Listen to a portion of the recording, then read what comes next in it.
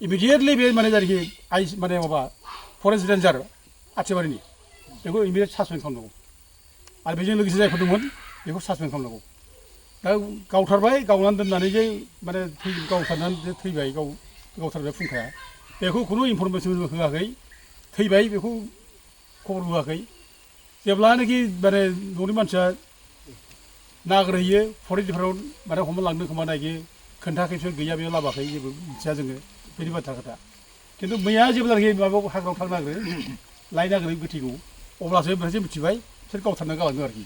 दा मैयासो मिथिबाय दा गतिके बे गावथारनाय इनजास्टिस अननाय जादों बेखौ सासपेन्ड खालामनांगौ आरो लोगोसे जों बिटिसि सरकारखौ दाबि खालामो बुङो बे न'खरा दिनै मा खालामना जाबावनो बिसोरलाय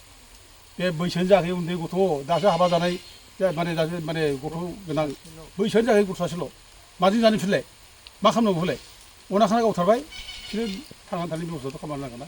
दा बिटिसि सरकारा दायथ' लानांगौ बिसोर थांनानै थानायनि माने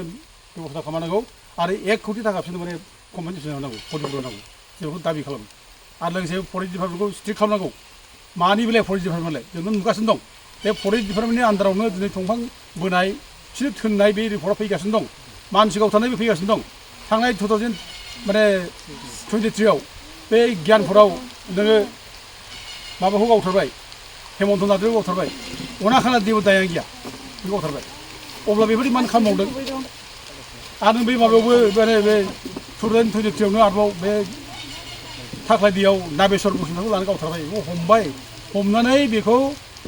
फरेस्ट डिपार्टमेन्ट लाबोबाय फरेस्ट डिपार्टमेन्ट लाबोनानै सानथाम सानब्रैसो दोननानै बेखौ उनाव आरोबाव बेखौ माने थाख्लाय दैसायाव लानानै गावथारबाय बेसेबां इनजास्टिस बे बिदि बोरै खालामनो हायो दा जोंनि सरकारा जोंनि बर'नि सरकार बर'नि थैजों दाजानाय आरो बे माने बिटिसिआ बिराद संग्रामनि गेजेरजों मोननाय बे संग्रामनि गेजेरजों मोननाय बिटिसिनि दिनै खुंगिरिफ्रा बेखौ नोजोर होनो हानांगौ आरो बेखौ नोजोर होआब्लानो जुदि बे दिनै माने फरेस्ट अफिसारफ्रा फरेस्टनि मानसिफ्रा बिदिनो जुदि फैनानै गामियाव उपद्रब दंफां मावफिननाय सोरखौबा माने दंफां लायफिननाय आरो सोरखौबा माने फैसा माने सोरखौबा गावनाय गावथारनाय बुथारनाय बे जानो मोना फरेस्ट डिपार्टमेन्टआ एथ' जुदि क्षमता दंब्ला एथ' बोलो दंब्ला एथ' हिर'ब्ला बे 17 तारिखनि फेब्रुवारियाव बे रौनिखातानि बे अफिसाव माने देग गावसिनि मेगनावनो बोरै अस्त्र लांजाखो मानो गारि सावजाखो मानो बुख्रुबजाखो मानो अफिसानो दिख्रुबजाखो मानो जेबो खालामनो हादिया मानो खालामनो हायाखै फालाय नोंसिनि माने माबाया बेनो जाबाय एथ' सक्तिशालि माने फरेस्ट डिपार्टमेन्टआ मानो जेबो खालामाखै मानो नायनानै थाखो मानो जेबो खालामादिया दिनै मा जाखो बे बर'जों बर'बा बर'खौबा अना खाना गावथारो बर'खौ अना खाना बुथारो बर'खौ सिगियो हाग्रा बंग्रा होखारनांगौ मानांगौ एनकरेज खालामदों मादों होनना बुंबाय थायो बे सोरखौ हादों फालाय बे बर'खौसो हादों बे मालायखौथ' हायाखै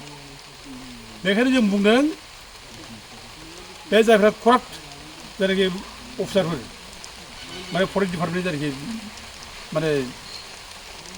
जायखि मावग्राफोर बिसोरखौ सासपेन्ड खालामनांगौ जों बेखौ माने दाबि खालामो आरो बे बिसोरनो प्रतिबद होनांगौ आरो बिसोरनि न'खर मानसिया केस होबाय बे माबायाव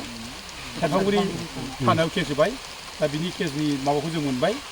केस नाम्बार जों मोनबाय केस नाम्बारा 22/2026 सेक्सन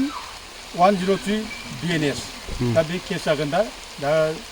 बे हिसाबै जोंबो बे केसाव जोंबो हेल्प होगोन आरो रायजो राजाखौ जोङो माने सहायगोन जाहाथे बिसोर जास्टिस मोनो न्याय मोनो न्याया माला मोनगोन न्याया मोनगोन बै जायनाखि दसि मानसिफोर गावथारग्रा गावग्रा बिसोरखौ जेब्ला साजा होगोन अब्ला न्याय मोनगोन बे साजा मोनजासिम जोङो बे फेमिलिखौ जों सहाय होलांगोन ओमफ्राय लोगोसे बिसोर क्षतिपुरन मोनजासिम जों आरोबाव गभर्नमेन्टखौ प्रेसार होबाय थागोन जों बुंगोन ओमफ्राय लोगोसे जों माने खावलायदों रायजो राजाफ्रा बयबो जाहाथे बेखौ लानानै जाहाथे मोनसे प्रटेस्ट खालामो बिदिखौ बयबो बिदि अननाय खामानि रावबो मावनो हाया दाय गैया फोदों गैया मानसिखौ गावथारनानै गृह हारा खालामनाय